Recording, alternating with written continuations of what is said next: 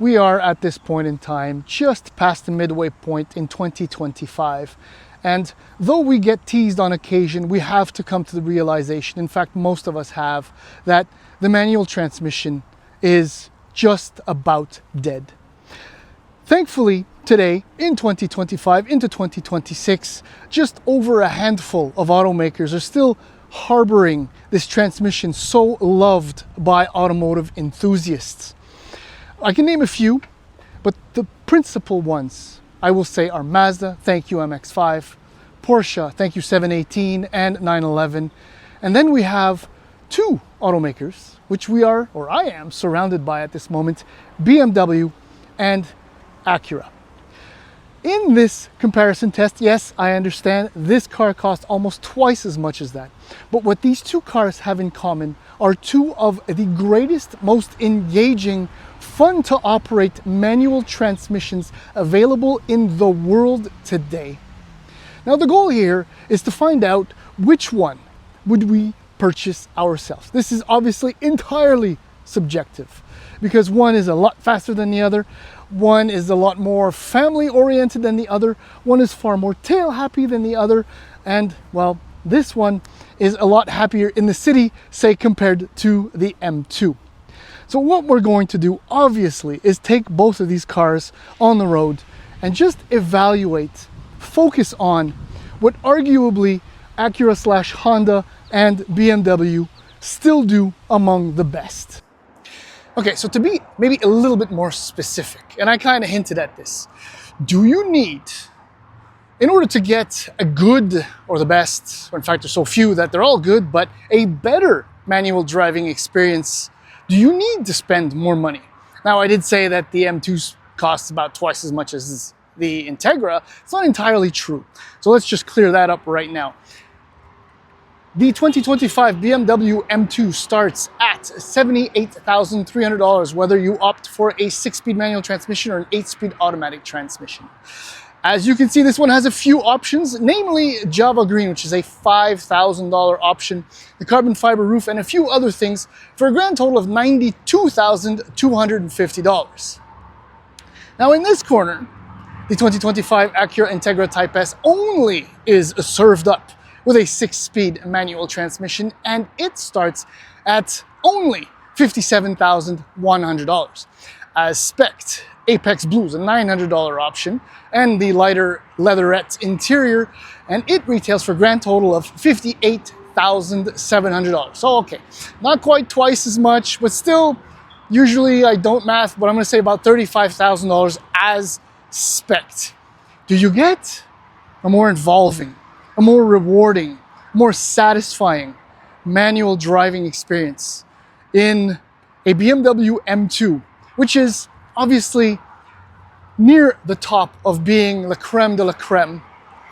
Or do you get just as much, perhaps more, in a far less expensive Honda Civic based Acura Integra Type S, which I have deemed, branded on a number of occasions in the past, at least for the Type R, as being the Porsche 911 GT3 of manual cars, or in fact of sporty, affordable, front drive, hot hatch cars. Anyhow, in the following video, I am looking forward to sharing with you my impressions.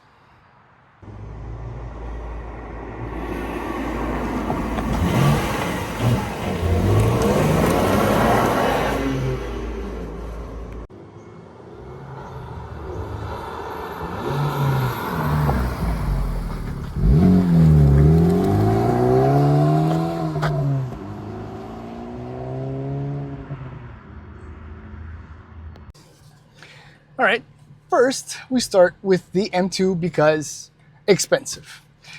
Now, as soon as people realize the light is green, there we go, yes. The BMW, now before I go on, actually, I've had the absolute and utmost opportunity, privilege to drive most new BMWs, let's say 3 Series on up, since the E46 with a manual transmission. I actually missed an E36 M3 by a couple of months when I started driving cars. So what I'm trying to say is that I have a relatively vast repertoire of experiences with BMWs and manual transmissions. And what is not shocking, but amazing in many ways, is that throughout the last 25 years or so, the manual transmission at BMW has evolved very, very little. In fact, in my recollection, this feels exactly the same as the first BMW 325 that I drove with a manual transmission back in 2000 or 2001. That tells you that all this time it was never broken, and it still doesn't need to be fixed. But that's once you get to know a BMW manual transmission. Unlike other manual transmissions, say from German or even Japanese automakers, other German automakers, is that BMW's stick, pedal, synchronization, just the whole way it works, will not bend to the driver's will. The driver must adapt to it. And even after driving all these manual transmission BMWs over the years, be it a 3 or an M3 or an M4, or even a 5 Series, an M5, an E60 M5 with the V10 and a manual transmission, you need to tame it, because it won't. What am I trying to say? I'm trying to say that there's a learning curve, and once you work with it, you learn to appreciate it for what it does, suddenly it becomes what everyone thinks that it is. It's exceptional. It's a reference point because it is different, because it is unique. The shifter's action is rubbery. There's no snick to it. There's no there's no dryness to the way it works. In fact, sometimes it feels that it just lacks precision when you throw it or pull it into a gear. But that's what makes it unique. For many, if you step out of a Civic Type R, for example, or a 718 or something like that with a manual transmission, you get into this, you will not understand what's going on. You won't appreciate what it is it can do or does. But after a little while, even me, after now, in this point, 5 days of driving around with the M2, I am enamored. I am smitten by the clutch feel, which is heavy but bouncy. And then obviously everything else that comes with it, being an M2, right? Turbocharged straight six, 473 horsepower with the manual transmission, 406 pound-feet of torque. The car is exceptionally quick. It's got M brakes, got an M adaptive suspension. It is wholly entertaining to drive. And that's just normal drive mode. I've programmed my M1, and you have a various other modes that you can tinker with to get the most out of the M exhaust, to get the most out of the adaptive dampers, and out of this exceptional engine. And the fact that it's rear-wheel drive, as I kind of hinted, just makes it, the dynamics of the driving experience are insanely good. Size and weight are two critical factors that make this car extraordinary. The main one, however, remains, and in my opinion, will always be the manual transmission. By the way, reverse is just in case. Now, the guy in the 400 behind me thinks I'm going to rear end him, or front end. Wait, how does that work? I don't know. But yeah, it requires patience. It requires comprehension and understanding. And once the two jive, i.e. the driver and the box transmission, it's pure, unadulterated pleasure, kilometer after kilometer. But now, let's switch things up a little bit.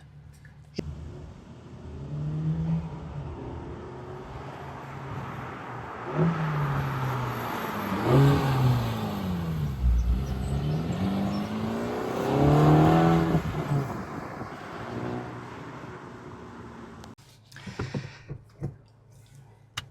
it is equally as shocking stepping out of Java over there and getting into the Integra Type S, obviously, because the cockpit, just the point of view, the surroundings are so different. But that's where, well, there are very many differences between the two cars, but that's where the principal ones that we focus on as drivers pretty much end.